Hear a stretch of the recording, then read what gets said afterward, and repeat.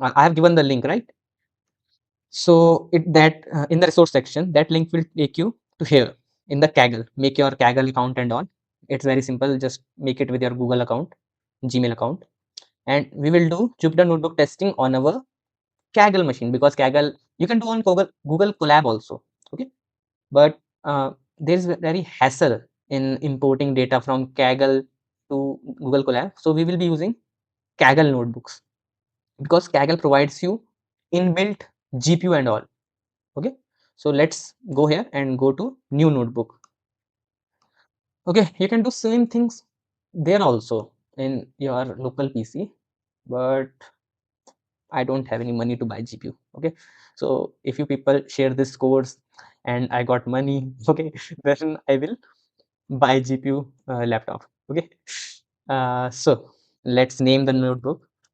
What we can name it? Let's make it guns object detection. Basically, we are doing guns object detection using PyTorch. Okay, so it's done.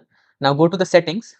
Okay, here in settings, accelerator, and you can select this GPU P100. You can select this GPU T4 into 2 also, but this one is more powerful. Okay, so I have 30 hours per week. That is more than enough. I am not a, a professional. Uh, oh, leave it. I don't have any words. Okay, session stop. Now just clear the output of the first cell that is by default given, and let's run the first cell. Okay, so it is starting, draft session is starting and all. Draft session waiting for, it will take 1 minute around. Okay, let's wait. Draft session starting. Okay, you will get here CPU, GPU and all the configuration once it is started. Okay, then we will do our some imports, basically our Jupyter notebook testing. Okay, so this is green tick here, so it means it is running, and you have got HED. You can check configuration. It is giving you around 16 GB of GPU memory. Wow. Okay, and 29 GB of RAM. My computer have only 16 GB. Okay, leave it. It is giving me a reality check. Now let's do some imports. Let's leave the chit chatting and let's do. First of all, we want some library. First of all, we want OpenCV. Okay, I hope you are already familiar with OpenCV, because it is a library built in Python to deal with your images and all. You can say that import CV2. Uh, it is installed or not? Okay, it is by default installed in your Kaggle notebook. But if you are working on local PC, you have to install it. You have to in the requirement.txt you have to write OpenCV Python like this. Okay, so this is your CV2 library. Basically, it will deal all the task with your image and video processing task. Okay, then we want our famous NumPy as NP. Let me increase the size. Okay, now it's good. Okay, so here is your NumPy. Then we want some things like from NumPy. Okay, dot core. I have to write it because it is not giving me automatic suggestions. Is it? No, it don't give us automatic suggestion. Okay, so let's leave it. From NumPy dot core dot d fch carry. Okay, I have spelling script because NumPy dot core d fec carry character array. Okay, definitive character array, def char, and char. After char you will write ARRAY. Okay, please make sure spelling is correct, otherwise you can copy just the code, and from this you will import join and mod. Okay, so basically these are the function that we need to work, sorry, that are needed to that are by default in NumPy, so that we can work with string arrays. Okay, so you with the name only you can define character array. Okay, so this is another import. Then we want pandas as pd. Then we want matplotlib. Import matplotlib dot pyplot as pld. I hope Kaggle give us auto suggestion someday. Okay, and then we want albumentations library. So let's write albumentations,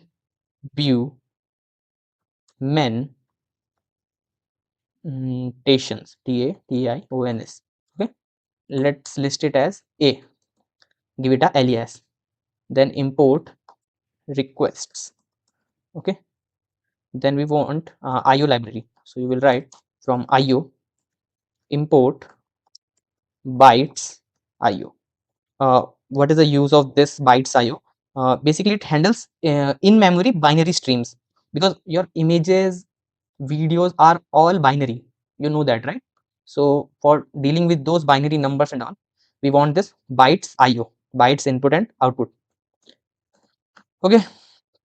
Then next we have Pillow. It is not by default installed. You have to install it.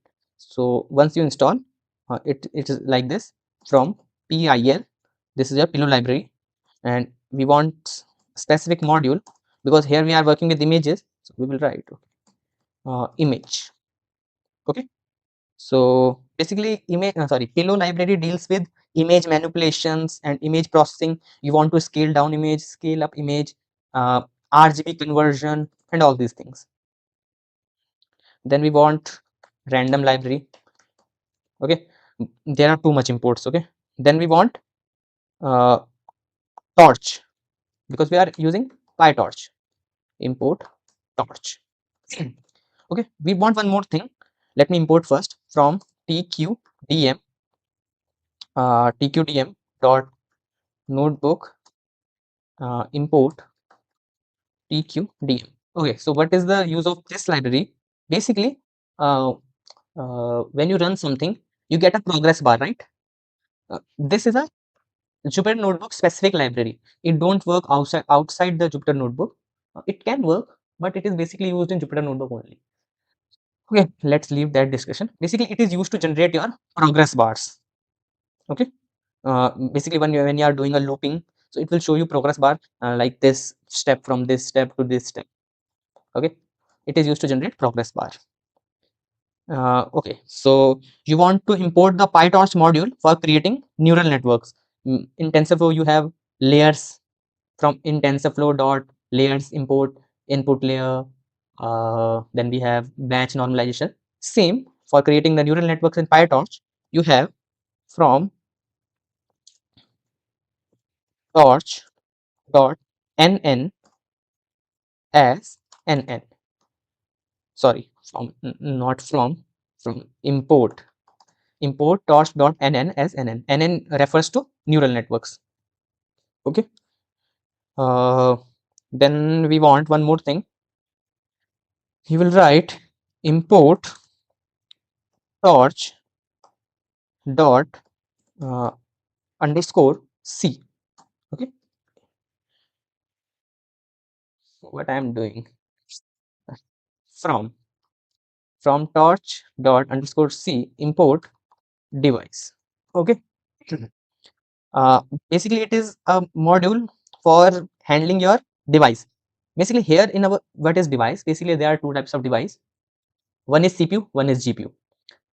If I was working on my local PC, because I don't have any GPU, so my device would be CPU.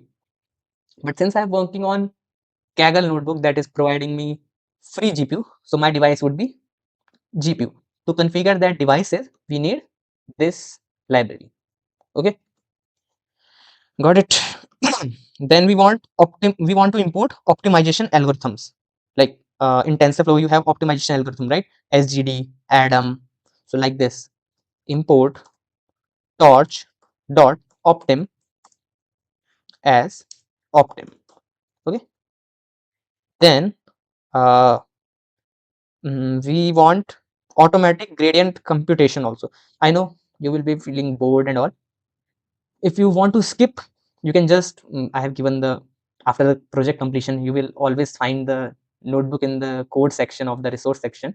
Just download that notebook and copy the first cell where all the imports are done. Okay, so you can just copy it if you are feeling bored, but my duty is to tell you all the things, so that's why I'm telling you. Okay. You can just do if you already know these type of things.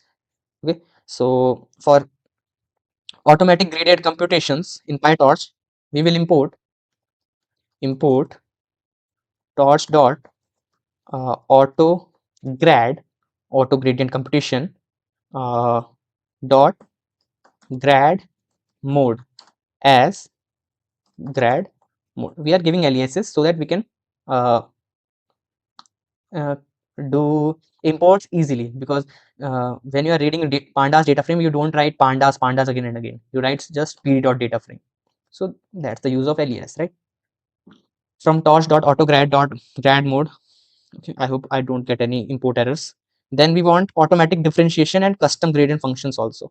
So just write from torch dot auto grad import function as f. And you might be wondering how I have remembered this much names, because I don't have remembered. I have written all these names inside my inside in a paper that is just here only, because since I am not using any video camera, so you will not be able to see that I am writing seeing below only.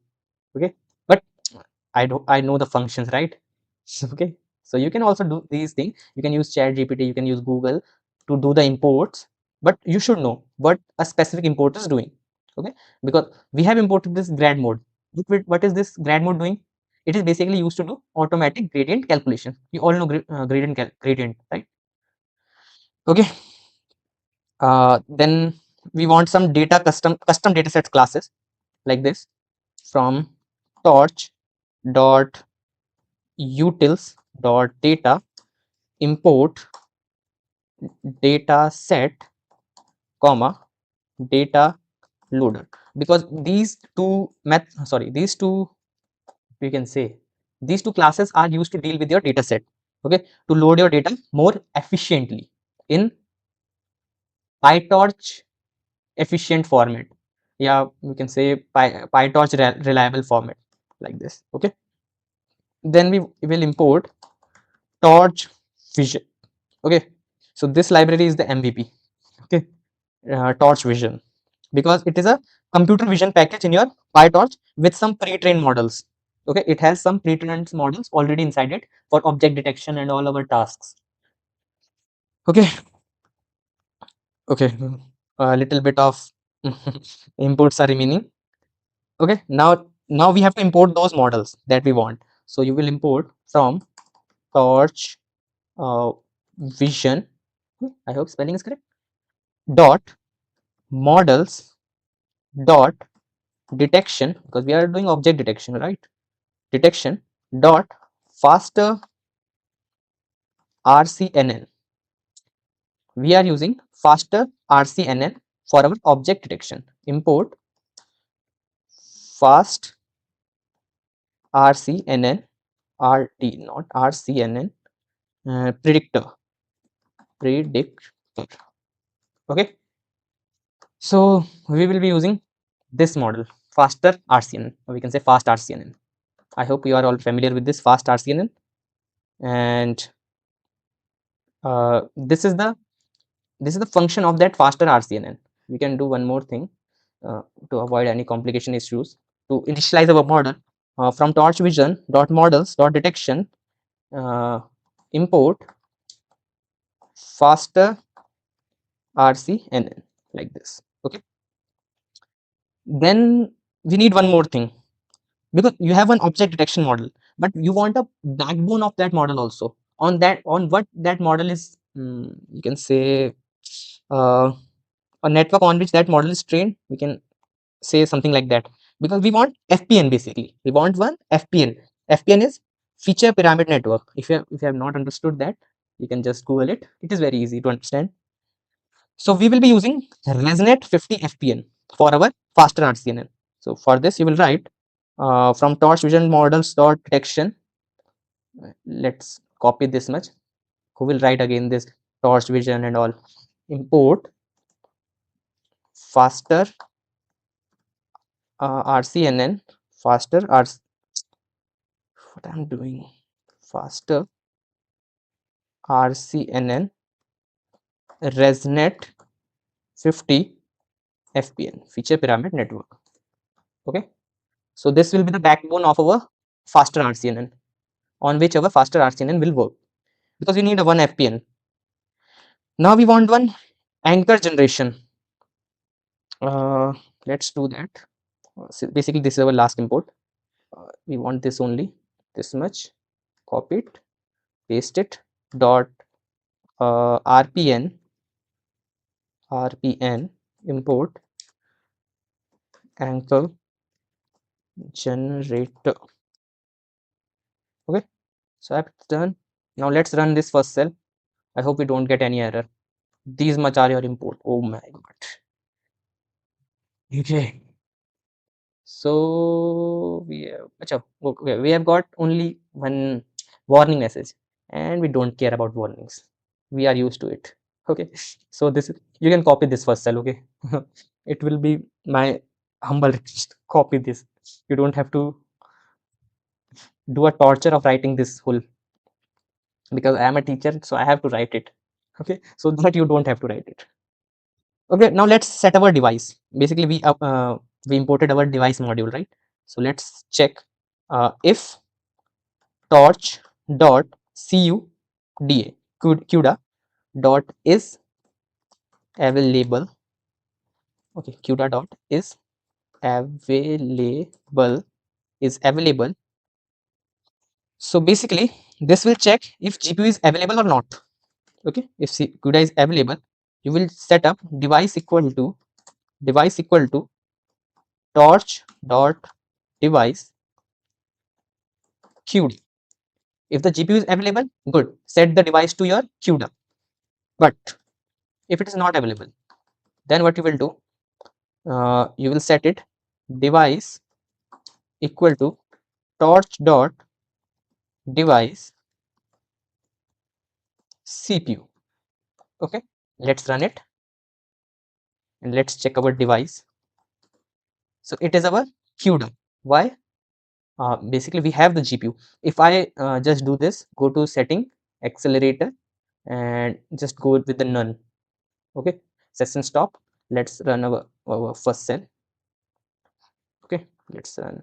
I am increasing my time only, but I have to give some. Okay, let's wait. Okay, so it is running.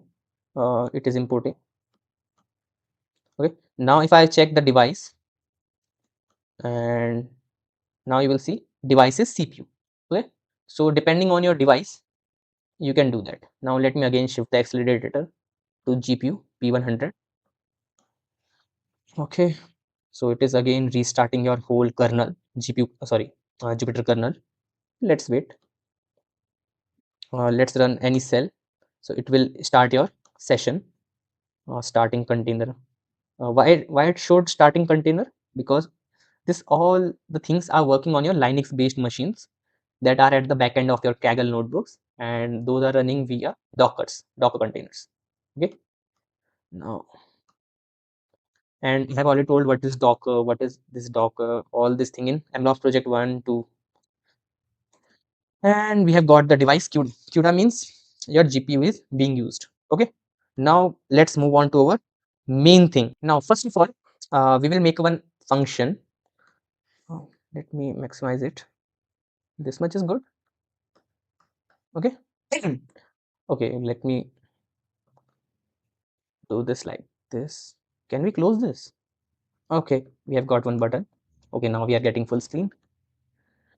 Let me create some code cells so that we can go above like here. Okay, so our first function will be, we will create one function to display an image with bounding boxes. You know what is bounding boxes in object detection, right? So let's create it. When we will see the visualization, all things will be clear, loud and clear. Okay, let's make one function and let's name it. Should I increase the font size also? Yeah, I think it is fine, right? Okay, let's do this. Uh, let me make one function. Let's make it img show. It will ask for some parameters. First of all, it will ask for number. It will ask for title, by default we are giving it none. Okay, and then it will ask for size. Let's give it 5. By default till 5, you can change it. Okay, now what this file will do, first of all you have to select the directory where your labels and images are stored. So let's call it root directory. Okay, let's call it root directory. You will let me make it here and just go here, and in the Kaggle, where is your this object detection, right? Just copy. Where is your command to copy? Okay, here, this is copy file path. I was clicking on 3 buttons, oh sorry, 3 dots. Just copy it and paste it inside this. Okay, so it will be like this, Kaggle input object detection. Okay, good. Now you have defined your root directory. Now you have to read the image file, and how you will read it? Using OpenCV. Okay, how you will read? Using OpenCV. Why it's going down? Okay, don't worry. We will write image equal to cv2 dot imread. Why it's not giving auto suggestions? It is very hard to write like this. And we will go inside this root directory that we have defined, and then we will use plus sign. Inside this root directory, we will go inside this images folder.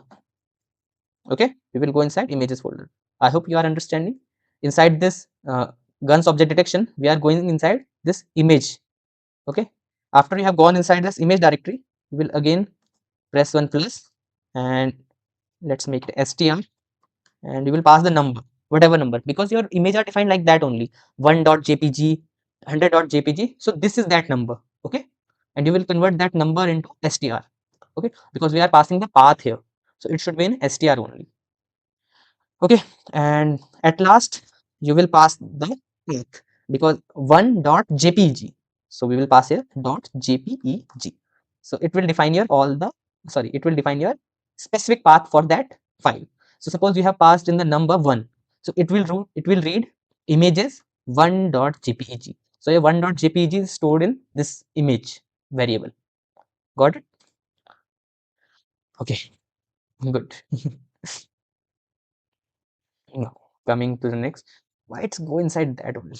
Okay, now you have inside, you have root directory, you have the image. Now let's you have read it using cv2.imread. So you have the image stored in your image variable. Now what you will do, open the corresponding label file.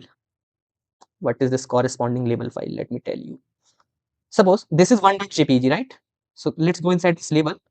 You will find 1.txt. Okay, 1.jpeg corresponds to 1.txt. This is the label of that image. Okay, so we have the image. Now we want to find the corresponding label to that image. Now let's do that. How you will find? Let's make one variable, file equal to open. Okay, open root. Okay, root plus you will go inside this labels. The same we did here, images. Then we are going inside the labels. Then we are doing the same, str number, because names are same, right? Just the extension is changed. Here you have .jpg, but here you will have .txt. Okay, and you want to open that inside read mode, because you want to read the content from that. So you know file handling in Python, right? That's what we are doing here. Okay, so we are opening, suppose we are reading 1.jpg, so we will be opening 1.txt and reading the content of that 1.txt inside this file variable. Okay, now let's read the data from this file. So you will write txt data equal to file dot read lines. So if you have done Python file handling, I think you are already familiar what I am doing here. Okay, now you have read all the data from this file and stored it inside your txt data variable. Good. And let's close the file, because it's a good habit. Once you open one thing, so you have to close that thing also. Okay. Okay. So We have read the image, we have read the corresponding label also. Now let's loop. Now let's loop into it. Let's loop into each bounding box in the label file, because let me show you label file. Will it show us the label file? Okay, so label file is like this. Okay, 76 45 146 87. This is the bounding box values. Okay, so we will loop into this bounding box values. Okay, now let's do this. Let me maximize it.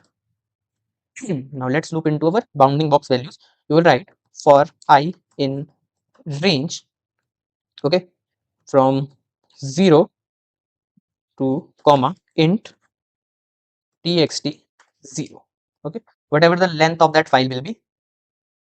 I hope it's correct. Int txt data txt data 0. Okay, so you are looping into that. Just go here. Now, what is this 0? What is this 0? What is this 0? Let me tell you. This is your 1.txt, right? Let's open some more files. This also has one. Any file having two objects or something? All files have one. Ah, let me check if any file has two things or not. Okay, so we have got. So this what this first file is doing. Sorry, this txt files consist of these much things. First one is number of objects. First one is number of objects. This first line. You are seeing this. This first line denotes number of objects. How many objects are we are doing guns prediction, right? So how many guns are in that image? If this 122 image, how many guns are there? So it is specifying 2.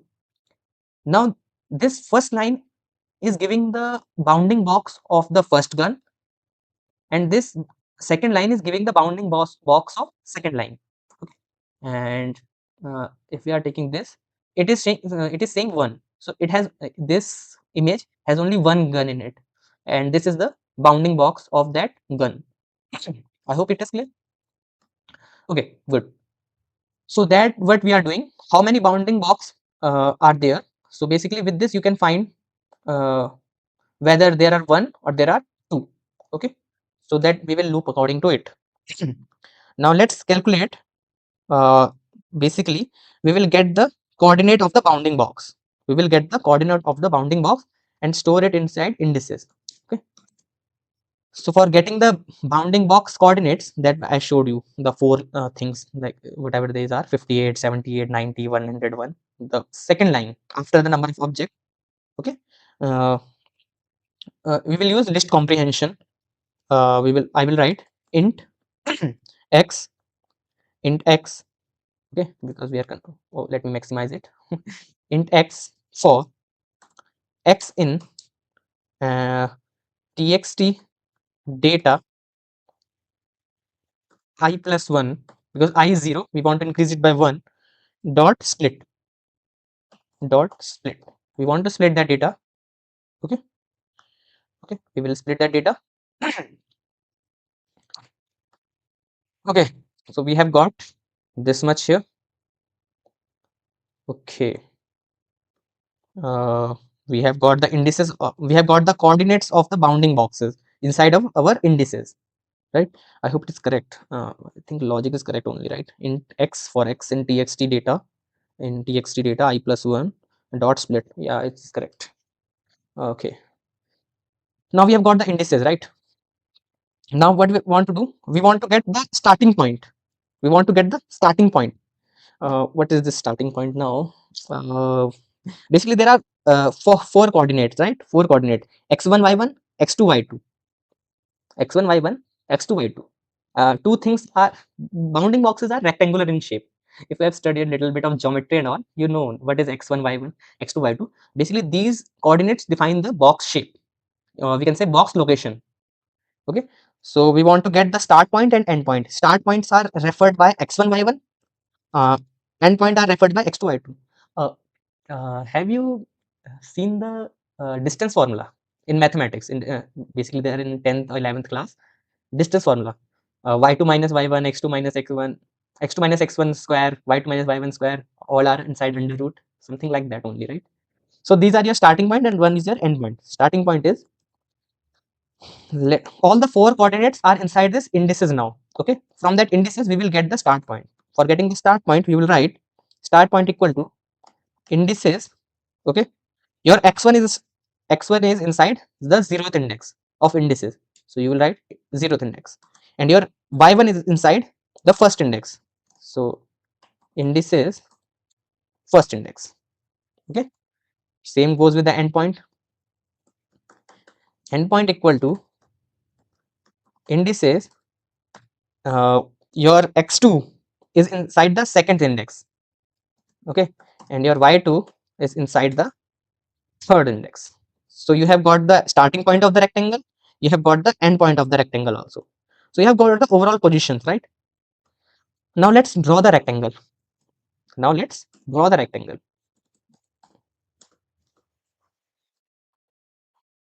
Okay, okay, now let's draw the rectangle. You have got the start point and end point, so you can now draw the rectangle. You will basically, uh, this function is image show, we will basically show the image only. Okay, so you will write cv2 dot rectangle. OpenCV Python have by default rectangle. Okay, cv2 dot rectangle ask for some things. First parameter will be image, you have to pass the image, and image is stored inside this variable, so you will pass image. Good. Then you will pass the start point, you will pass the x1 y1 coordinate that are inside start point. Then you will pass the end point. Okay, then you will pass the color, what color you want to give. Basically it is RGB, I think BGR, by default it is in BGR, so we will get the 0 comma 0 comma 255, so we will get a red bounding box. Okay, and you can write this 2. 2 means the thickness, your bounding box thickness. Okay, okay, so you have drawn a rectangle out of rectangle on that image. First of all, you read the image, you read the label. Inside from the labels file, you extracted indices, basically coordinates. From the coordinates, you extracted start point and end point. Using that start point and end point, you draw a rectangle on that image. This is the summary till now. Now go below this for loop. Okay, you will basically adjust the aspect ratio. What is this aspect ratio? Basically height and width of the image, so that we can adjust its display size, right? Let's give a variable expect ratio equal to image dot shape. We will get the image shape dot 0 divided by image dot shape 1. Okay, shape 1. Basically at the 0th index of image, we have got the height. At the 1th index we have got the weight, so you got the aspect ratio. What is aspect ratio? Height to width is known as aspect ratio. Why we are uh, sorry, why we are getting this aspect ratio, let me tell you. You will write plt dot figure, plt dot figure fig size equal to, fig size equal to size plus aspect ratio. Okay, size plus aspect ratio comma size. Now what is this thing? You have calculated aspect ratio, well and good. Now you want to display your image. You have draw a rectangle on your image, but now you want to display that also. Okay, for displaying, you want to display that rectangle drawn image as similar size as of the original image. That's why we calculated the aspect ratio of the original image, and the image that we are showing, we are configuring it according to the image, the ratio of our original image. Okay, so that our original image and after processed image looks same, their ratio remains same. Okay, so that's our main motive. Okay, then we have set the figure size. Now let's show it. Plt dot im show image show, plt dot im show. You will write cv2 dot cvt color. Okay, and you will write image comma cv2 dot color we want it is original from BGR, and we want to convert it from BGR to RGB. Okay, because why we are doing this? Okay, this is CVT, no, not SVT, it is CVT. Okay, this is also CV2. Okay, basically this plt.im show can only show the images that are in RGB format.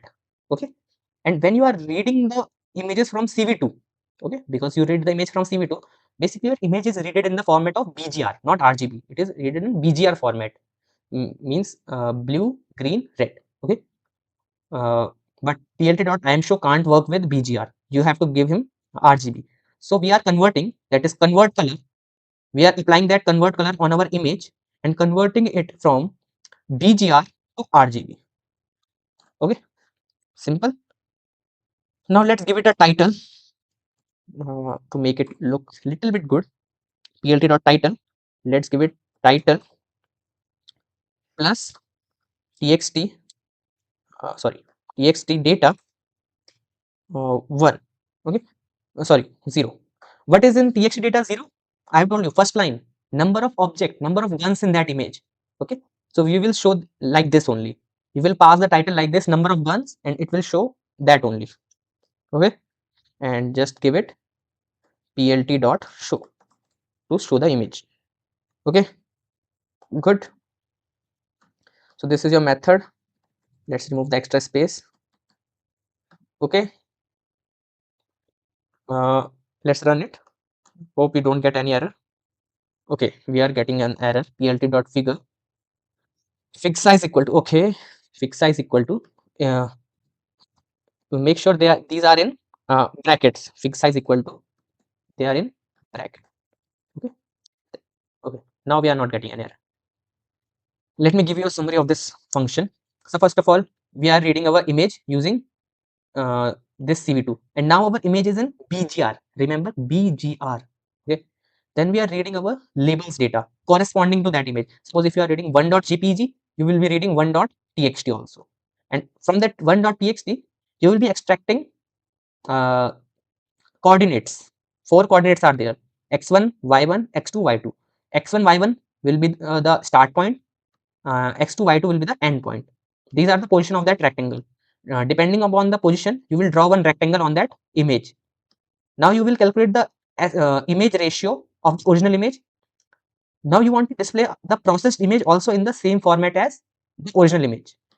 Since you can't display it in directly in the BGR, you have to convert that BGR into RGB, because plt.im show only work with RGB. And what is this title? I will tell you. Okay, now let's check our function now. We will write img show. Okay, img show ask for number. Okay, we will show one image. Let me minimize it, and let's think what image we want to display. Suppose this is your 1.jpeg. It is like this. Okay, this image is like this. We have only one gun, right? So in img show you will write 1, because we want to display 1.jpg, so you will write 1. Okay, then by default title is none. We will give the title like this: number of guns in the photo. Okay, like this, and we don't want anything else. So it will, okay, we are getting one error. No such file directory, Kaggle input, guns detection. We are not getting why. Kaggle input object detection. Okay, object detection. Okay, I think it is due to this. After object detection, you want to pass one this backslash. Now I think it will work fine. Okay, it is running. Okay, so it is showing number of guns in the photo 1. How it is showing this number of guns in the photo equal to 1? And there is only one bounding boxes. How it is showing? If we go here, let's find out 1.txt. Okay, so it is extracting that 1 from here. That is the first line, and first line is representing the number of objects in that photo. So that's what we did here in the second last line. Plt.title, title, that whatever title you have given, number of guns in the photo, plus txt data 0. This is your txt data, and the 0th index, that is this. Okay, So we have 117, I think, right? It has around two images. It has two number of guns in the photo. So I think it will represent two. Okay, it also has one. Let's check one with the two. Okay, let's check. Uh, okay, so it is 119. Let's give it 119. Now let's run it. Let me drop this down. How we can cancel? Okay. Okay. Now number of guns equal to. So basically, this function is for only visualization purposes. We have not done object detection, training, and all. Nothing. We are just showing the images and their labels and just displaying the bounding boxes on them. Okay. So our this function is working pretty much fine. Okay. So this is your first function that is for displaying an image with the bounding boxes. Okay. Now we will be creating one custom dataset class. We will be creating one custom dataset class for handling. Basically, we will be loading our data, all the images, all the labels, and then we will be processing some images. We have to apply some changes in the images also. We can't directly send images to our models, right? Because models can't understand images directly. Okay, so now let's start making our custom dataset class for loading and image manipulation and all. Let's make it class. You can make it like this: gun data, and you will pass the data set here. It will inherit from the dataset class, and just go inside this, and let's initialize our constructor in it. And first of all, as usual, we will pass self, and then we will pass our root. What is this root? Basically, the root directory where our images and label file paths are stored. Okay, so let's make it self dot image path equal to root plus images, like this. Let's make it in double quotes. So this is your image path. Basically, your root path will be like this. This Kaggle input guns object, and after you give the images, it will become image path. And let's do the same with labels path. Self dot. Let's make it labels path equal to root plus, and make it labels. Okay. So you have made the constructor. Basically, you will define images and label paths here. Simple. Okay, one more thing. We have not defined the constructor yet. We will make a list, okay, of all image file names and all the label file names. How you will make it? We will store them in img name. Okay, let's make a list comprehension here like this. Img name, img for img in sorted. We will use the os library here. Os dot list dir, os dot list dir. We'll use self dot image path. Self dot image path. I think this is correct. Let me check the bracket. Code is correct. Let me check the bracket.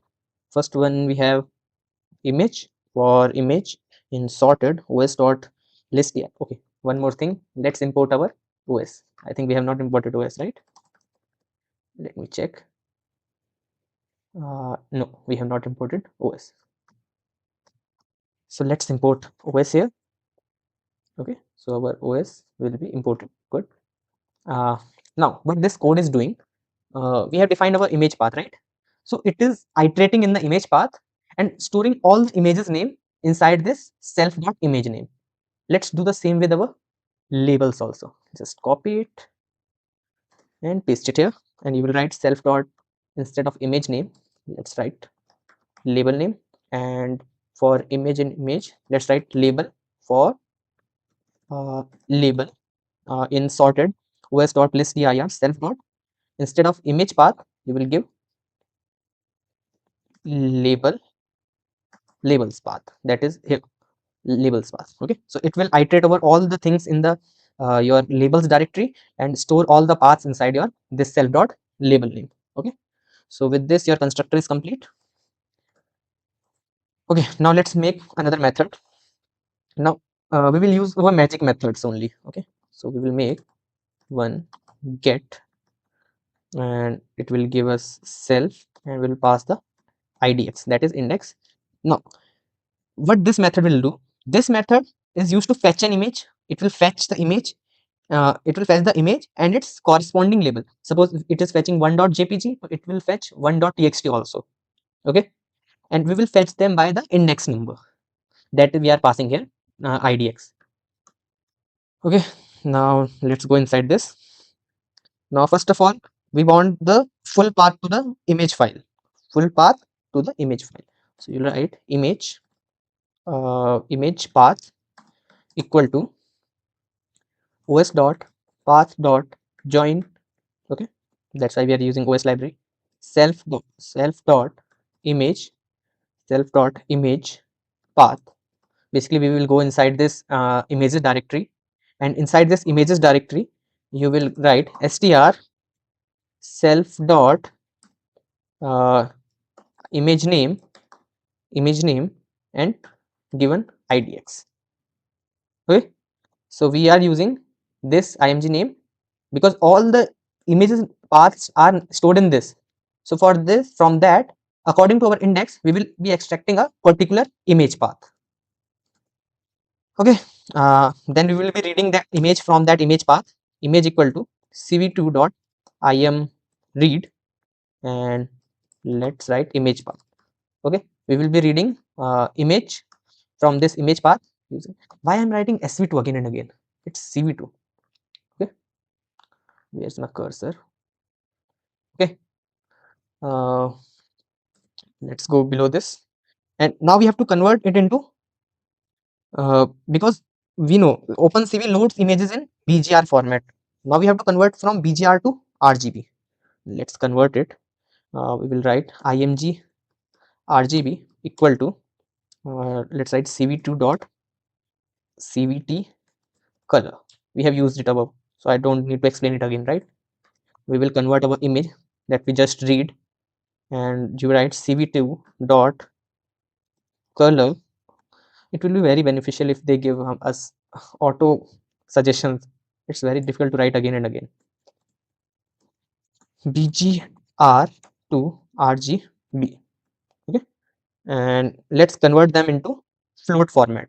So we will write type as type np dot float 32.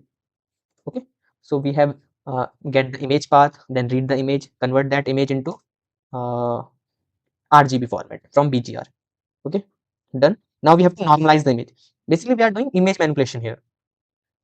Okay, we will basically normalize the image by dividing the pixel by 255.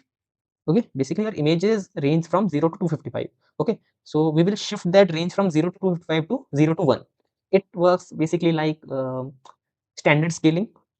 Okay, you have learned about standard scaling in feature engineering and all in machine learning, so the concept is same only here.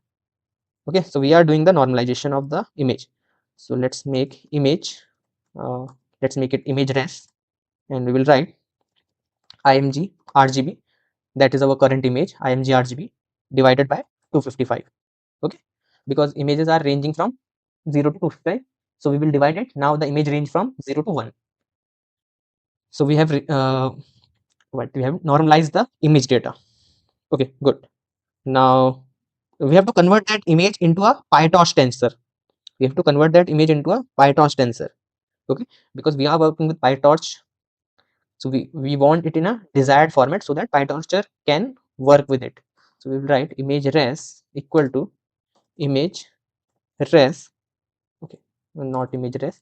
We will write torch dot as tensor, pass the file, that is your image res. Let's make it short. Let's make it img res. It will be more good, right? img res. So we don't have to write image again and again. Torch dot as tensor image res. Let's write dot permute. Let's permute it to 2 comma 0 comma 1. So it is the basically the shape of your tensor 2 comma 0 comma 1. So we have read our image, convert it into, and then normalize it, and then convert it into a PyTorch tensor. Now let's load the label. We have got the image part, right? Now let's do the label part. Same thing. Now we will do the same thing for label also. Let's write label name. Okay, label name equal to self dot image. Sorry, image self dot image name. Okay, idx that we did just above. Okay, we will get self dot image name idx according to the given index. Okay, and we will fetch it from -4. Okay, and we will give the extension txt. Okay, so it will find the corresponding label file. So what we are doing, why we did -4? Why we did -4? Suppose a file name is right like this 1.jpeg. Okay, -4 means from back to 4 characters. So this is your 1 2 3 4. So these 4 characters get removed. Instead we get txt. So we have got the label for 1.jpg. We have got the 1.txt. Simple. Okay, so this is our secret technique. Okay, so we have got the label name. Now let's create the full path for our label file. So let's make it label path equal to let's do little bit from here only. Just copy it and paste it here. os.path.join. Instead of image path, let's write uh, labels path. Okay, and instead of this we will pass str label name. Okay, so we have got the label path now. Okay, good. Now let's open this label file and read its content. The same thing we did above. Okay, so this function was just a demo. This is the main function. Okay, now let's read the content. We will write with open the label path in read mode, and let's give it a alias label file. Okay, now we are inside the file. Now let's read it. First of all, let's make a variable L count. Okay, it will read the number of objects.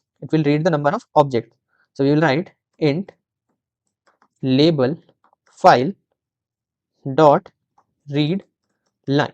Okay, not capital, read line, not lines, read line only. Okay, what read line will do, it will just read the first line, and our first line indicates number of objects, and whatever the content will be, we will convert it into integer and store it in L count.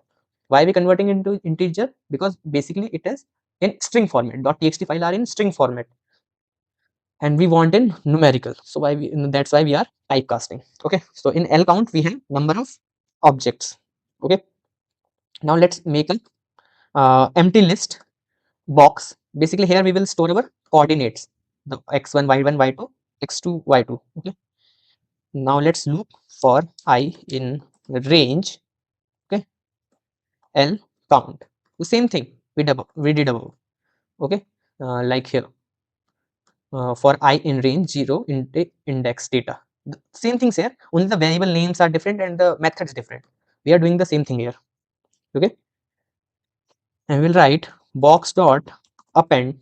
Okay, we are appending the data into this empty list box. Okay, box dot append, convert it into a list. Okay, and we will map the data.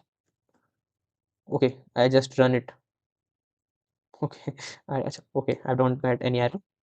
List map, first of all int basically we are converting into int label file, inside label file dot read line dot split.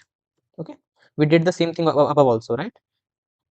So with this, we have got all the 4 coordinates inside our this box. Okay. Now come below this with, and let's define some empty dictionaries. First of all, we have target. Okay. Let me make a space here. First of all, we have target. Then we have area. Okay. Then we have labels. These 3 things we have here. Okay. Now let me tell you the use. First, this target, it will be this dictionary will be used to store the target information like boxes. Okay. Then area, it will store the area of your bounding box. This is rectangle, and rectangle have an area. Okay. Then we'll have labels. Labels will be used to store.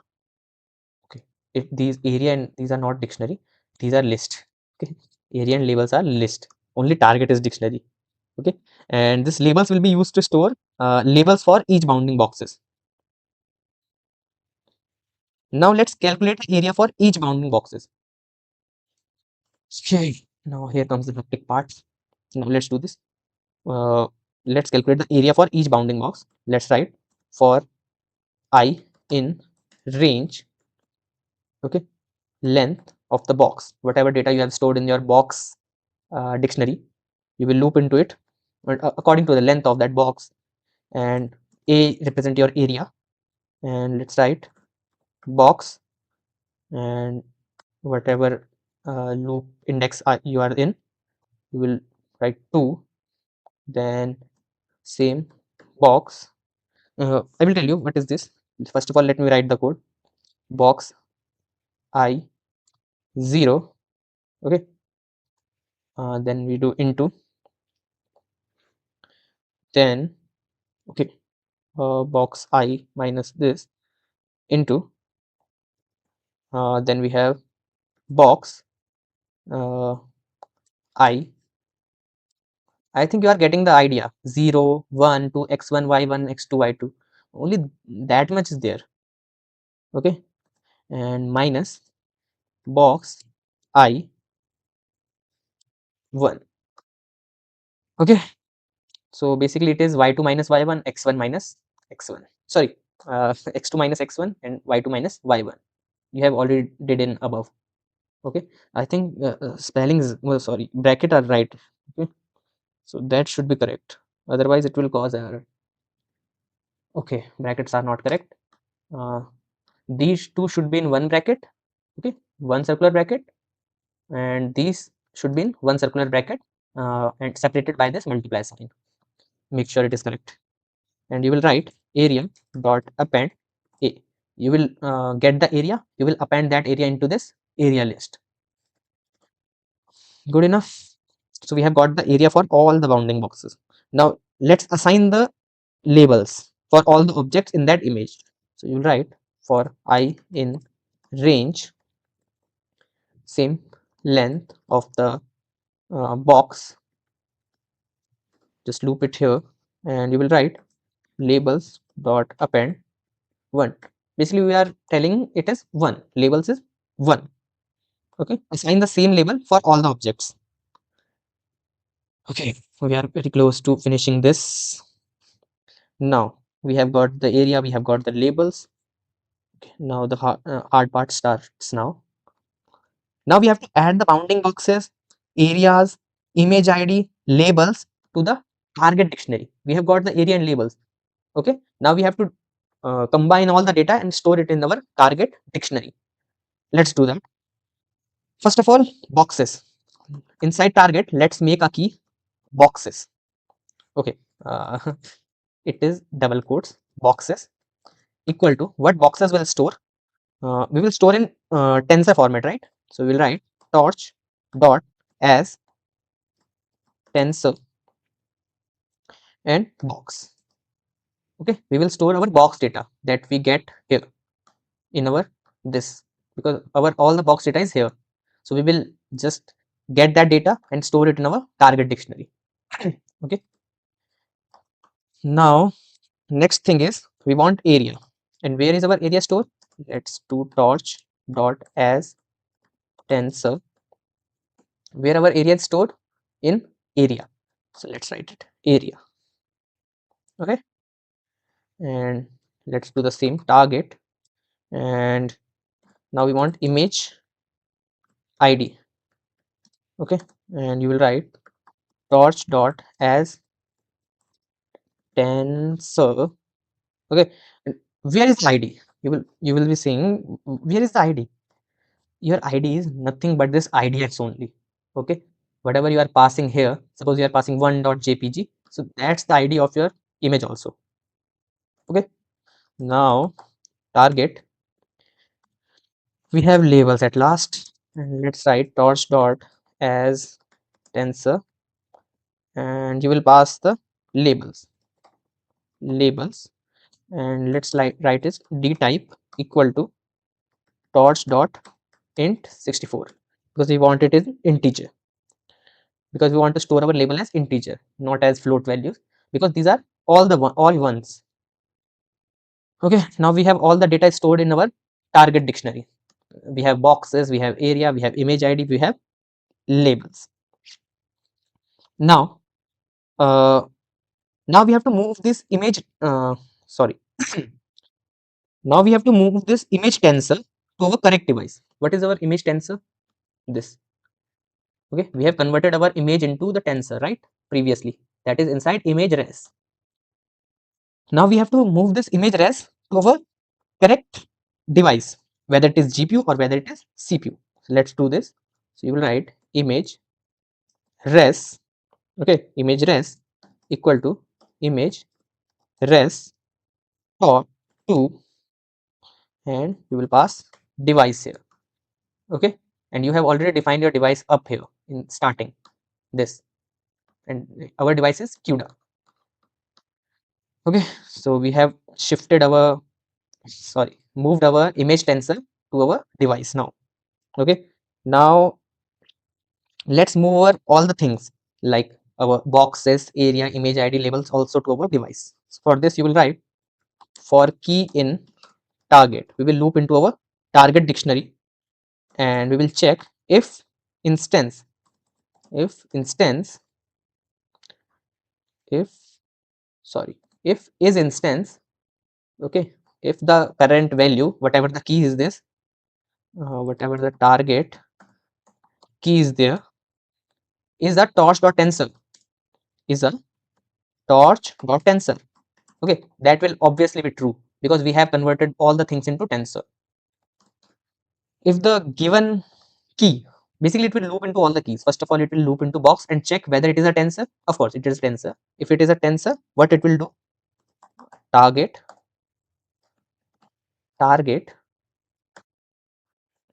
what I'm doing, target key, it will loop into that target key equal to target key dot to, and same thing, device. What we did with the image, same we are doing with this. So basically we have sent our image also to our device, we have sent our all the bounding boxes data also into our device. So in short, you can say we have sent our image to device, we have sent our labels to device. Whatever information we have in our labels, we have sent that to our device. Now let's return this value. Let's return image res, okay, and our target. Okay, we have returned our image res and target. Now let's make one more function, no, one more method. This will also be a magic method, and let's make it self only. Basically this is length. What it will basically do, it will return the total number of images in that data set. So it's not compulsory, it is just for checking. Okay. So it will return length, but I will say make it self dot img name. Okay, so this is your overall this class. Let's run it that we are not facing any error. Okay, I hope you have got the gist. First of all, we made the constructor. We will be reading data from images, labels data from labels. We have stored all the images inside this self.image name, stored all the labels inside this self.label name.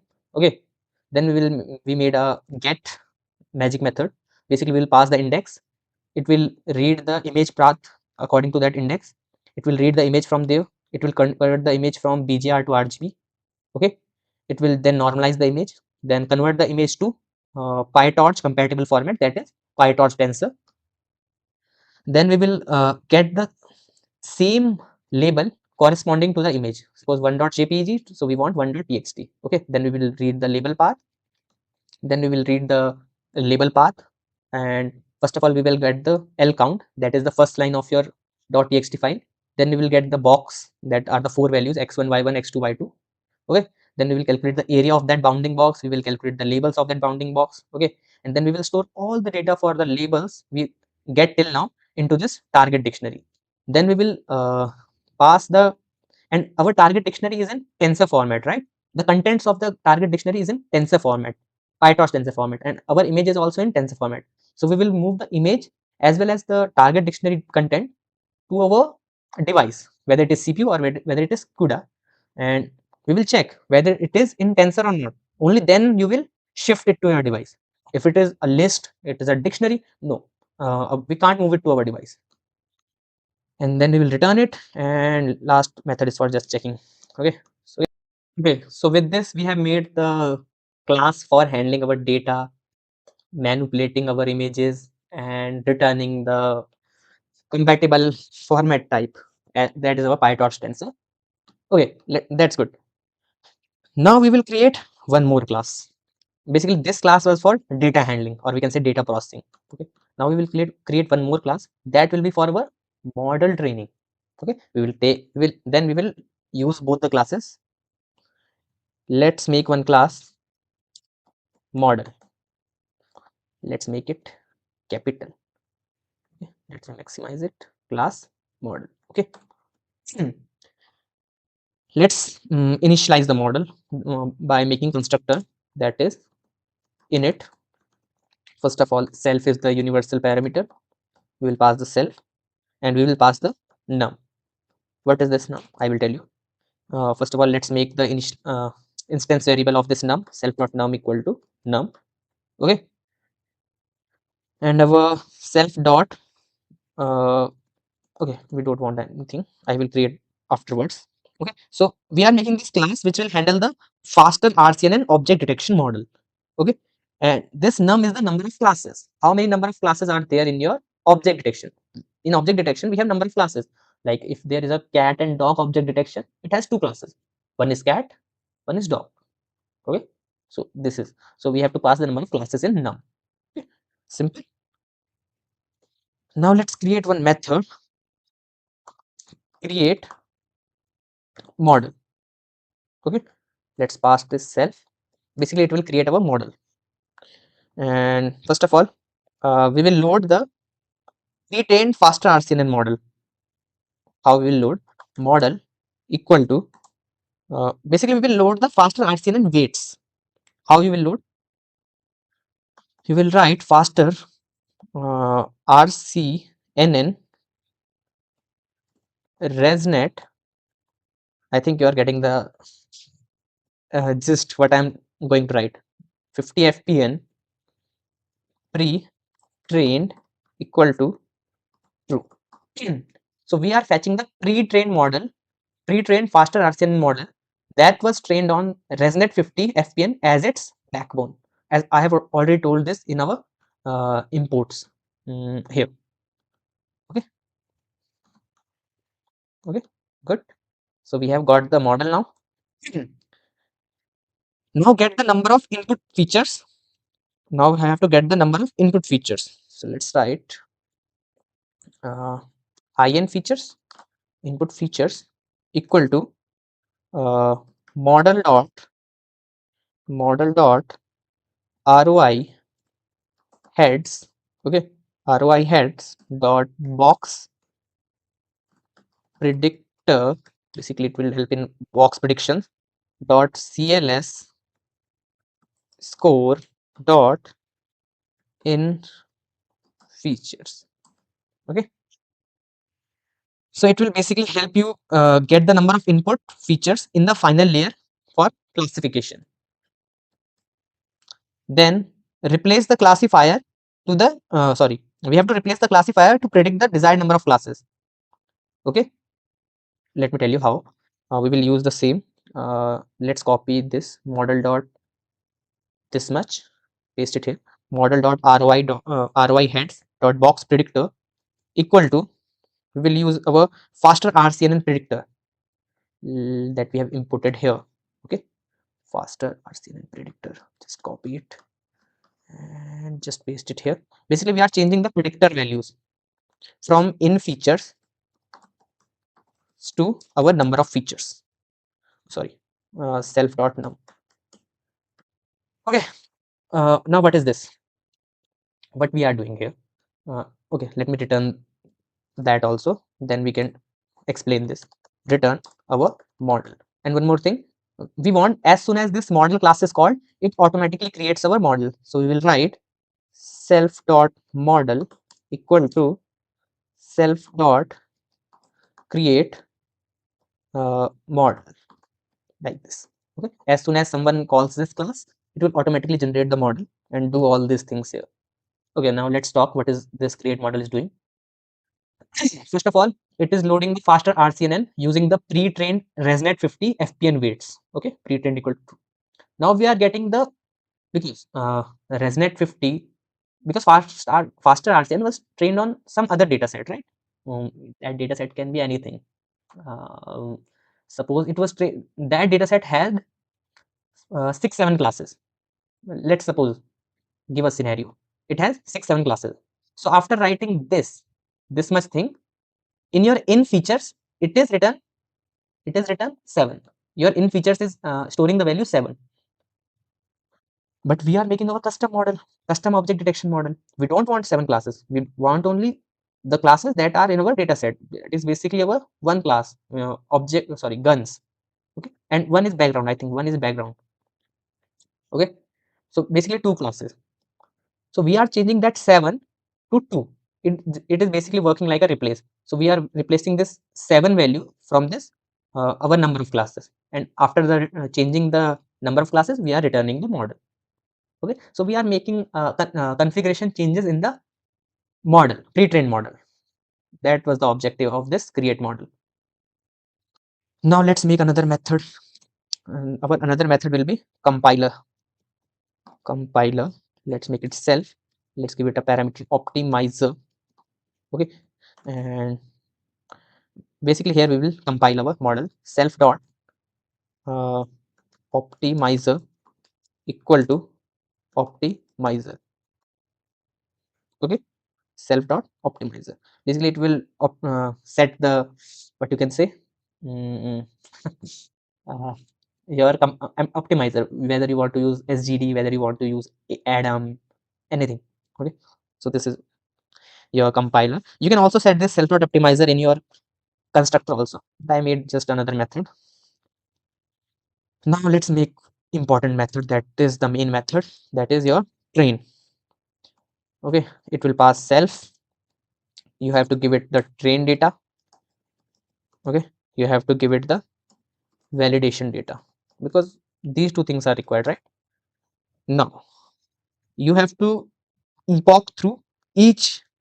Suppose you want to train the model through 30 epoch, so you will loop into each epoch. So you will write for epoch in we will be using TQDM, so that we get a progressive bar. Range from 0 to number of epoch, num epoch. Okay, num epoch, like this, and we will write self dot model equal to self dot model dot to device. Now we are moving our model also to our device. Now we have moved our data set, we have moved our images, we have moved our labels, that is basically our data, to our device. Now we are moving our model also to our device. Okay, now you have moved your model to your device. Now what you will do, uh, let's by default, sorry, let's initialize our train loss. By default it is 0. Okay, now let's train our model. How you will train our model? Let's call self dot model dot train here. Okay, we are calling this function inside this function only, sorry, method. If I am saying function, please understand that it is method only. Okay, because when you are inside the class, it is called method, not function. Wait, let me make it a little bit. Okay, that's good. Now we have to loop. We will loop for image, comma, target in train data. That's how you stored your data, right? You stored your image as well as your target dictionary. So we will be looping into it, and you will write loss dictionary self dot model. You will pass the image, you will pass the target to this model, because our model asks for two things only. So our self dot model will require our image and target. Okay, basically we are iterating through our training data set here. Okay, now in the next line, what we are doing, we are performing a forward pass of the model. If you have known with the PyTorch and you have worked with the deep learning frameworks, you know what is forward passing. We are performing a forward propagation of the model and calculating the loss of the current batch. We are calculating loss. Okay, so we are storing that loss in our loss dictionary. Now overall loss equal to sum. Okay, we are doing the sum of loss for loss in loss dictionary dot values. Okay, now what is this doing? It is calculating all the loss values. Okay, suppose for epoch 1 you got around okay, you can say loss values are of different types: classification loss, bb ox regression loss. So it is combining and summing up all the losses and giving you a final loss value inside this loss. Okay, because in object detection there are various type of losses. It can be classification loss, it can be bounding boxes regression loss.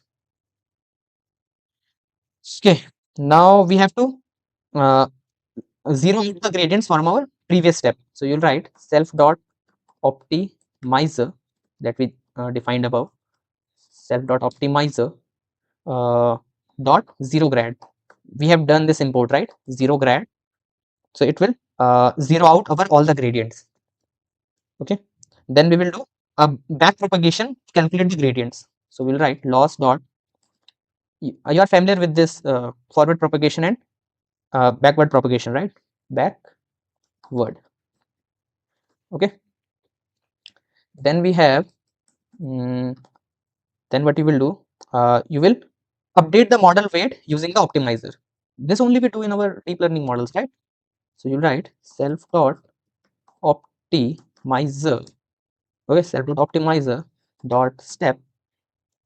We will do step by step update the model weights, and train loss will be plus equal to, we will calculate the overall train loss. Okay, you can also do one print statement if you want. I think it should be in alignment with your for loop. Okay, you can just do like this, print. Okay, let me make one space here. Print, you can use f string here, f string, and you can write epoch like this, and you can make like this, uh, like this epoch, and you can make here train loss like this here. Okay, and epoch you can specify epoch plus 1, and in train loss you can specify uh, train loss that you are calculating at the last. Okay, so with this our model class is also done. So I hope you don't get any error. Okay, now we have got our dataset class, we have got our model training class. Now let's do the training. So first of all, let's initialize our model with the number of classes. So we have rcnn equal to model. Okay, and model class asks for number of classes. So basically we have two classes. Okay, one for gun, one for background. Okay, we have two classes in our this object detection, we will be tracking background as well as guns. Okay, so we have initialized our model. Then what you will do, model equal to rcnn dot, okay, rcnn dot model. Okay, so we are getting the model from the model class, right? Then optimizer equal to optimizer, spelling mistake, let me maximize it. Optimizer equal to optim that you have imported, optim dot adam. You will be using adam. Let's make it model dot parameters. I hope spelling is correct. Parameters. Okay, and we are specifying our learning rate, that is LR equal to 0.0001. Small learning rate are generally helpful because we are using a pre-trained model, so it don't need to be get regressively trained. Okay, now let's give the number of epoch. Let's give it number of epoch equal to 25. Let's give it 30 only. Okay, now let me tell you one thing. There is a difference between the training your model. Basically your model training, or you can say accuracy, gets affected by two things. Okay, first of all, number of epochs. Greater the number of epochs, the better your model will be. Okay, although it's not the case always, but let's take it generally. If you are training a model for 1 epoch and if you are training a model for 30 epoch, there will be difference between their accuracy. First thing. Second thing, the machine. We are training our model in GPU, and if you are training our model on CPU, there will be difference. GPU model will be a more good as compared to your CPU model. So these two affects your accuracy. Okay, so if you are training on CPU, remember that. That's why I choose to train on GPU instead of CPU.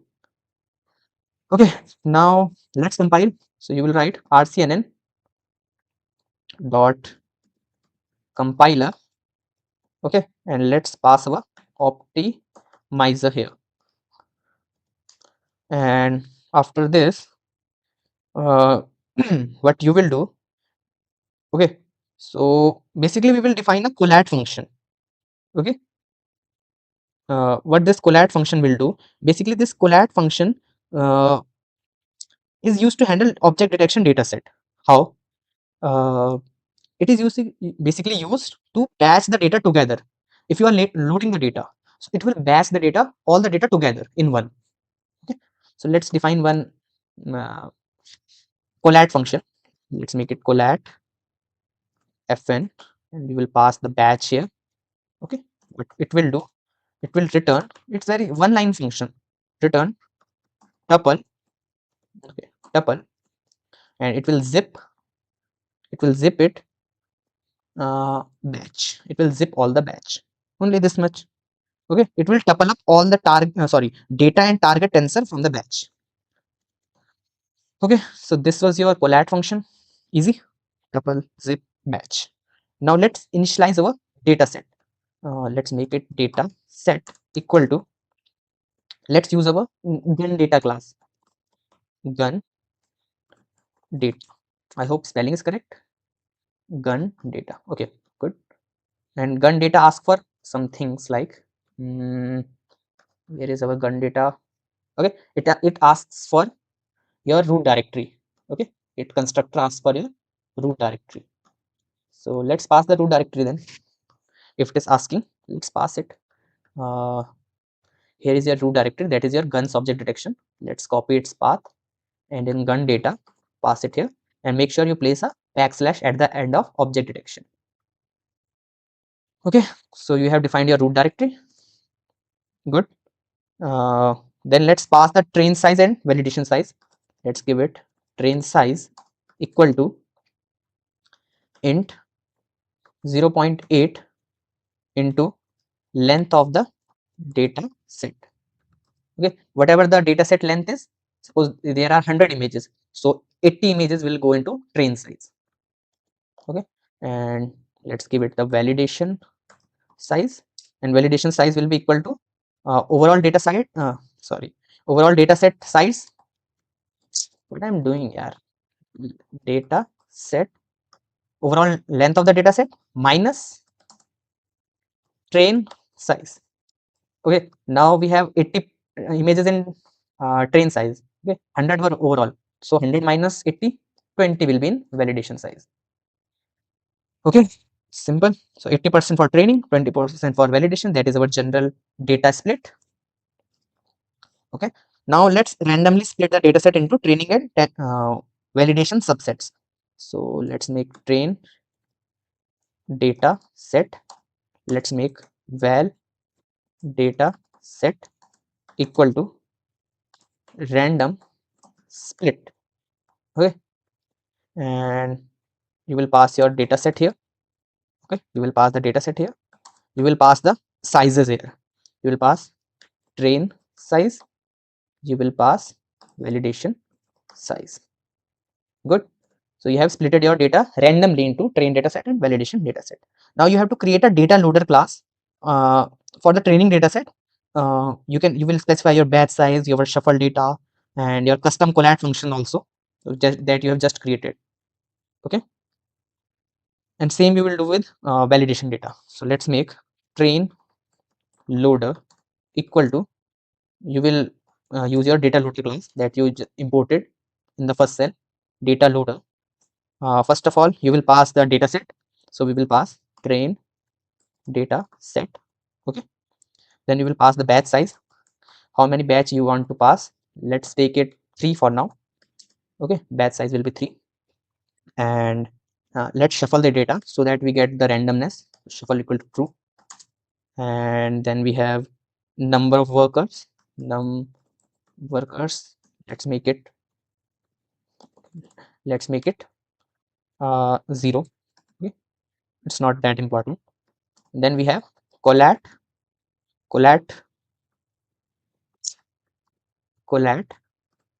fn equal to collat fn. Whatever your function name is, you will specify it here. Let me minimize it so that you can see it clearly. Train loader, data loader, train data set, batch size, shuffle, num workers, collat function equal to collat function that you created above. Now let's do the same. Just copy it and paste it below. And let's do the same for val loader. And instead of train data set, we will pass val data set, shuffle equal to true. Yes, shuffle, we don't want to let's make it false here for shuffle. Okay, number of workers equal to true, collat function equal to collat function, all the things remain same. Okay, now let me maximize it again. Now you want to train your model. Let's run it first. Let's run this cell. Okay, so we have got the error, random split is not defined. Okay, so we have got one import error. We can fix this. Just make a code cell here. Just do from torch.utils. Okay, torch.utils dot data import random split. Okay, this torch.utils.data is the same where your data loader and dataset class is there. So you can import it above also. Let's run it. Now let's run it. Okay, now it's run successfully, no error. Now in the next line you will write, you will train your model now. Okay, what you will do now, let's train our model. All the things are defined. So let's write rcnn, that is our model name, dot train. So we will be training, and it asks for two things. Our dot train method asks for our train data as well as validation data, and we have our train loader and validation loader now. So let's pass train loader and our validation loader. Okay, let's run it. Let's check. Okay, so we have got one another error. Subclass of data set should implement get item. Okay, so we have got one error. Okay, so I think I got what we have done here. So let's go above in your gun data set. It is not get, it is get item. Okay, item. Okay, get item. Let's run it. Let's again run our model class. Then let's run our random split. Then this cell. Okay.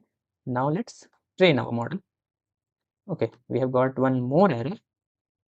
Name area is not defined. Why we are getting this much? Okay, look here. We have done area minus. It's equal to r. It's equal to here, not minus. So these are a small mistake that everybody does. I'm not covering up my mistake. Okay. Let's run it. I think it's run. I think it's run, right? Okay, it's run. Let's run it. Let's run it now. And now let's run this. Okay, so our training now has been started.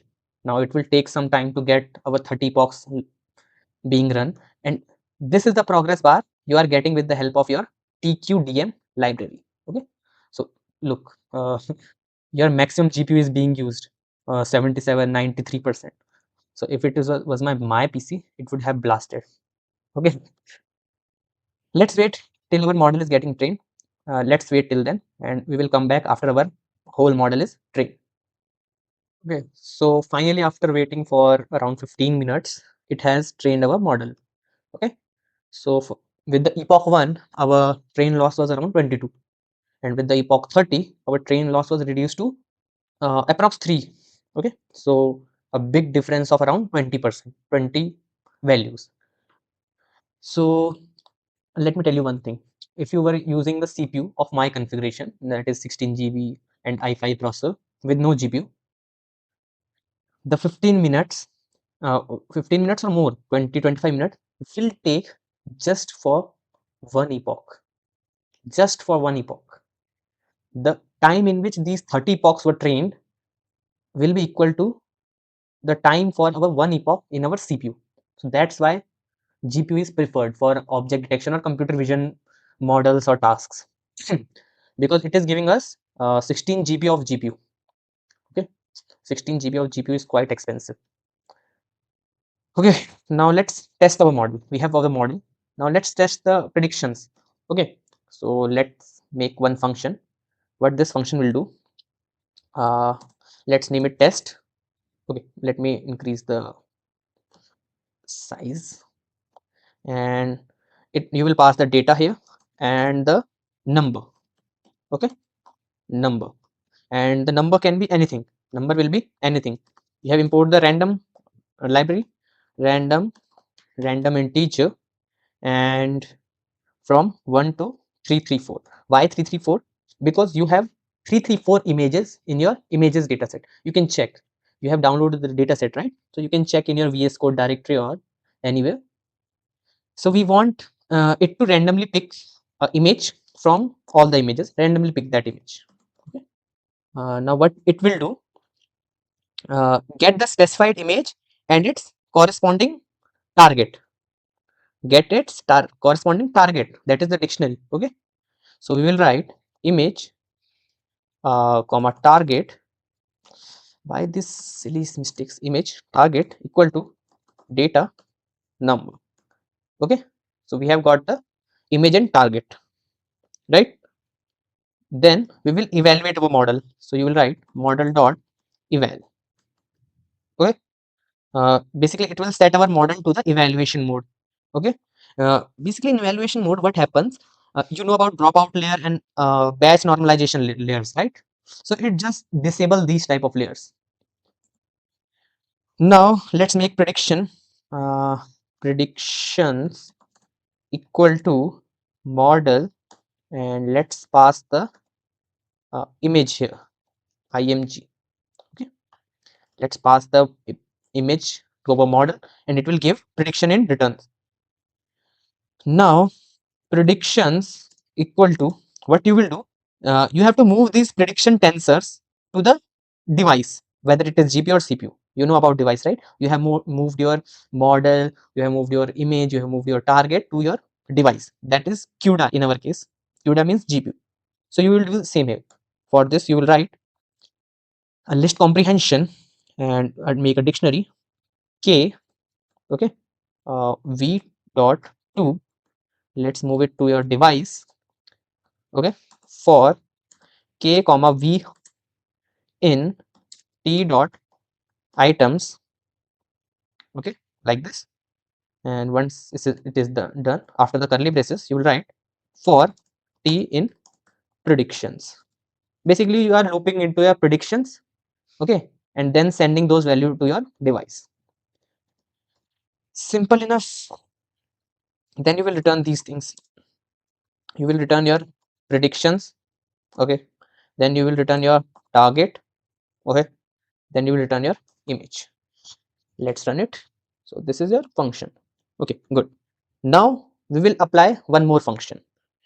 So we will make one more function. What the purpose of this function is? First of all, let's name the function, and we will name it apply NMS. First of all, it will ask for something. First of all, it will ask for original prediction. That is your original prediction. Okay,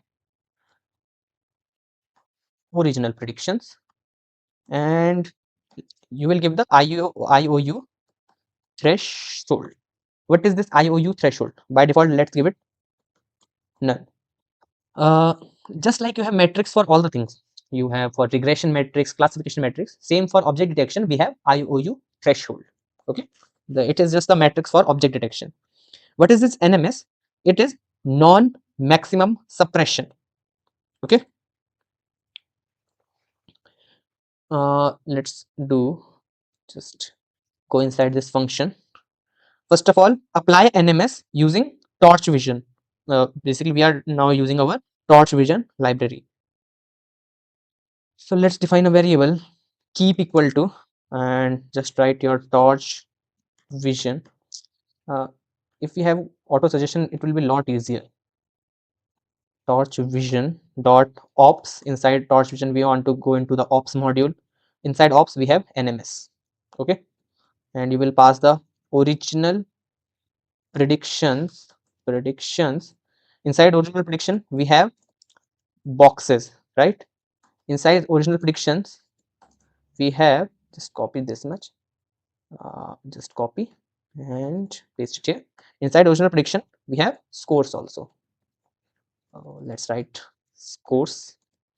Okay, and you will pass IOU threshold here.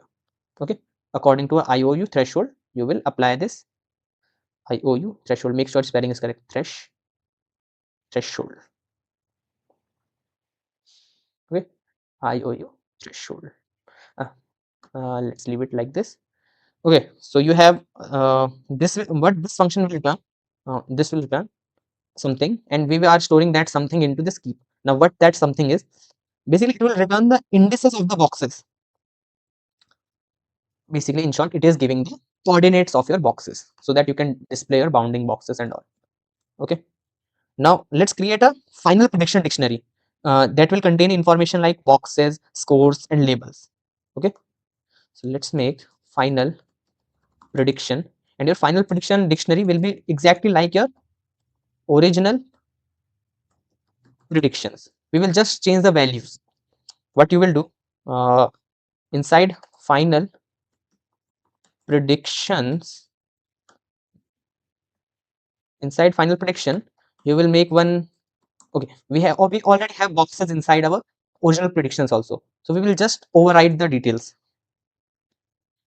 You will write final predictions. Okay, final prediction boxes. Okay, inside boxes, you will fetch the value from this keep.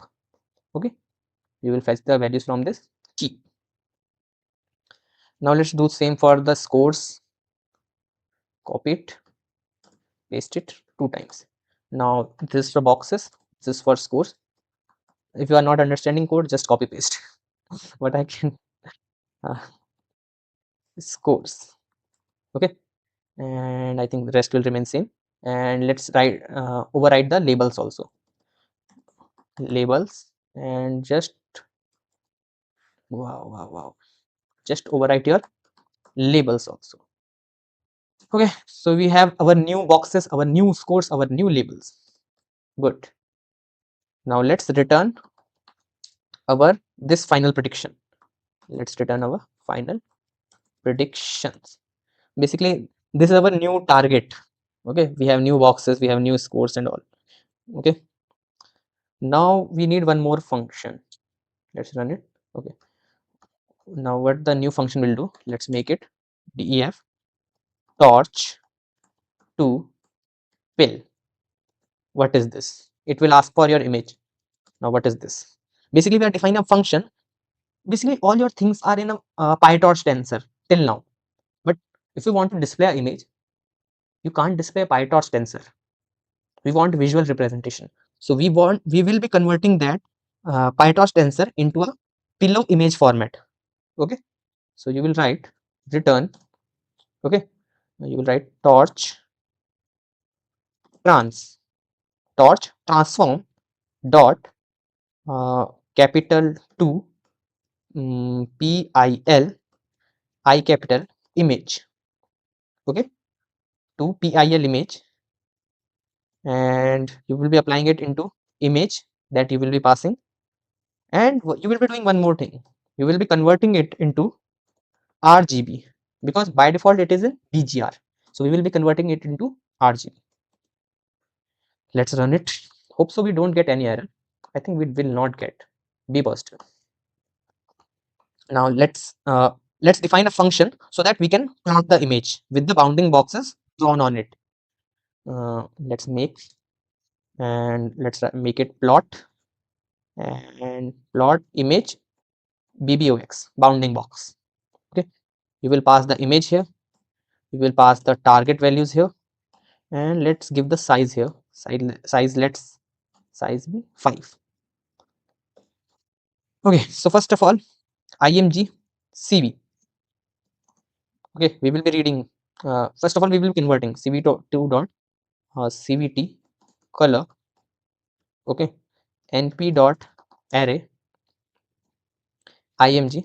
We will be converting that image into a numpy array, and cv2 dot color RGB to BGR. So here is a twist. Although we have converted here into RGB, but to work with CV2, we again have to convert it into BGR again. So that's why we are converting here. Okay. Now you have to loop into your bounding boxes. Your bounding boxes are stored in this boxes key, because final prediction is a dictionary and boxes is your key. This is your key to success. For box in target boxes. Okay, and it will give you x comma y comma width comma height. Okay, x comma y comma width comma height, and you will be converting into box dot to list. You will be converting all these details into a list. Basically, you are getting the coordinates. You are extracting the coordinates from this boxes dictionary. Oh, sorry, this boxes key, and you are getting this x, y, width, height. These are your 4 coordinates: x1, y1, x2, y2. Now let's draw a rectangle based on our coordinates. So you will write cv2 dot rectangle, cv2 dot rectangle. First of all, pass the image, that is your image cv. Okay. Then you will write, first of all, in a tuple. Okay, pass one tuple here. First of all, pass int x, then pass int y. Okay, you have passed int x and int y. Okay, just after int x int y, give a comma. Again, another tuple, you will pass here int x plus width. Okay, int x plus, what I am doing, int x plus width. Okay, int x plus width. Now what you will be doing int x plus width. After int x plus width, just press, make sure your brackets are correct. Okay, and after this int y plus height. Okay, and your two brackets should be there. After these two brackets, Okay, I think these two things are getting closed. Okay, so I think int x, int y. Let me check. All the brackets are being closed. So this is the bracket of int x, this is the bracket of int y, and this is the whole bracket. So we want this. Okay, so we want to close this. Now this is the bracket for int x plus width. This is a bracket for int y plus width, right? And this is a bracket for overall. Okay, and this is a bracket for end. Okay, we don't want this. And after this, we have converted this, and then we will be specifying our color 0 comma 0 comma 255. Okay, 0 comma 0 comma 255. After that, we will be making our thickness. Let's make it 2. Let me again check the box. This bracket, these are very confusing. First of all, we have image CV. Then we have two boxes. First of all, comma, int x, comma, int y. Okay, and these both are surrounded by one bracket. These. Okay, good. Then we have int x width. Okay, int y width, and all are surrounded by one bracket. Okay, and these are 0 0 comma 255 0 2. Okay, all things are good. Make sure your boxes are okay, brackets are correct, otherwise. Now let's do the same thing. Aspect ratio, we have calculated aspect ratio previously, and I don't think I need to tell you again. Aspect ratio. So how to calculate it? Image cv dot shape 0 divided by image cv dot shape 1, height divided by width. So we have got the aspect ratio so that we can visualize better. Now let's write plt dot figure and just write fig size. It will be same that you did in your first function. Fig size equal to size plus, okay, size plus aspect,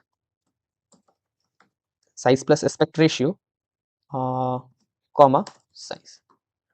Okay, so this is your plt dot figure. Now let's show this image. Plt dot im show. Now you have to convert it again to RGB. Okay, because we have converted it into BGR, so you have to convert it again into RGB. So you will write cvt dot cv2 dot cvt color, that is convert the color into, on which you will apply, of course, on image CV. And how you will apply?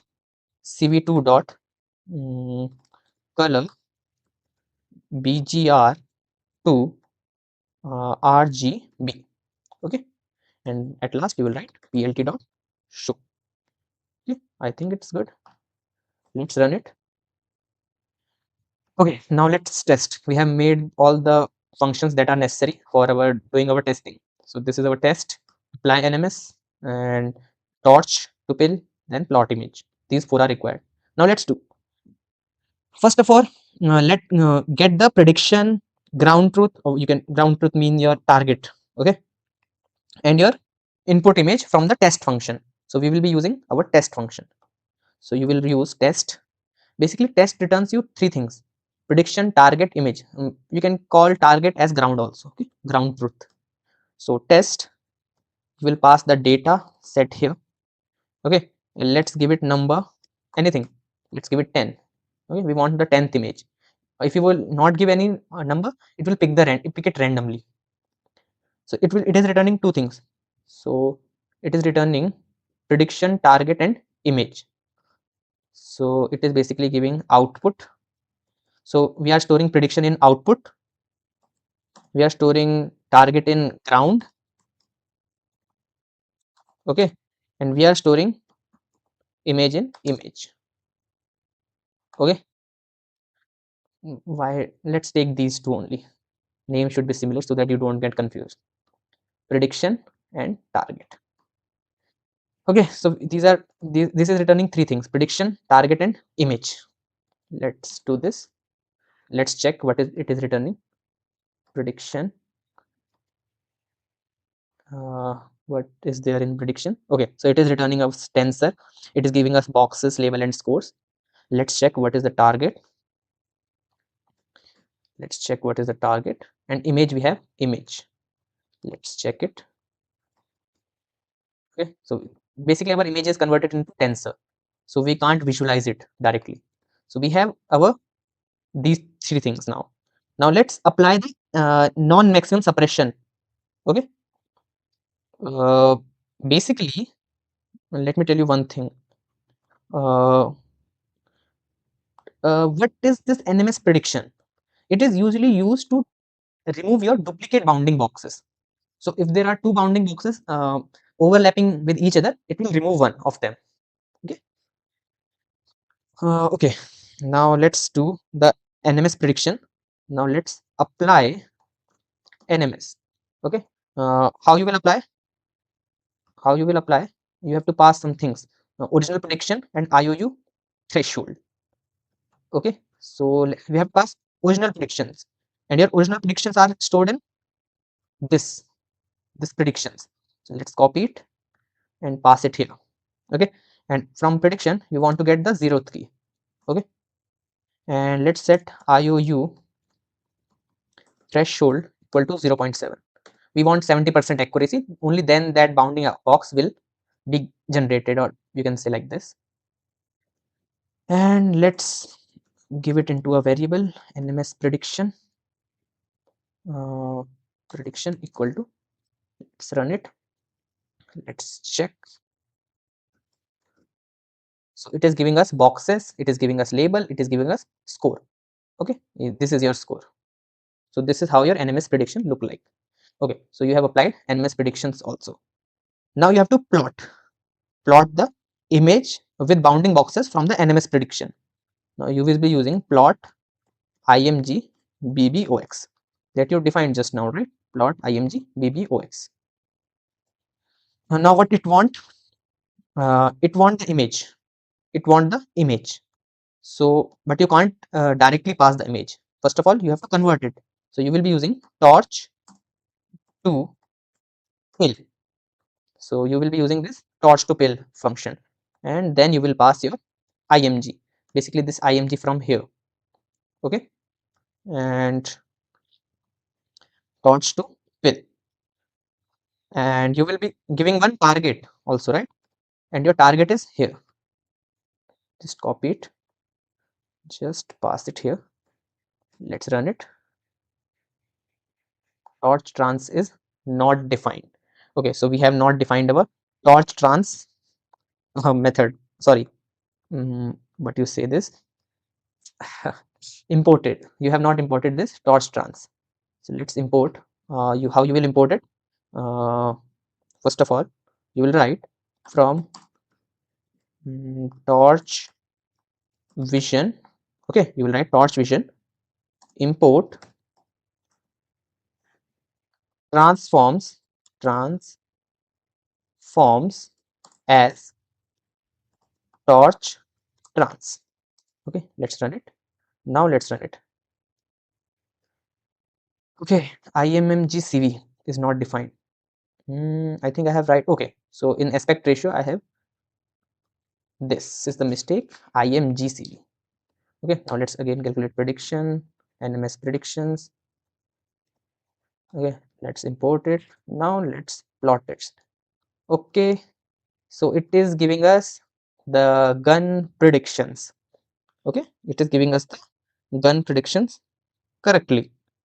It is giving us the guns prediction correctly. Okay, uh,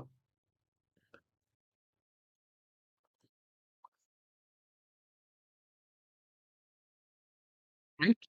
And one more thing you can do. This is the output showing. Let's copy it. Let's paste it. Instead of target, you can pass NMS predictions. I think it should also work. NMS prediction, I think. Okay, it's working. Both things will work. So basically, we are getting the output. We are getting the correct output. it is able to detect our guns in our photos. Basically, you can do this for videos also, because videos also are made with a group of photos only. When the photos are placed frame by frame, they become videos. Okay. Okay, so you have set the threshold. Basically, this IOU threshold is your scores that you get, right? I showed you from NMS prediction. If you will show it here, just copy it, paste it here.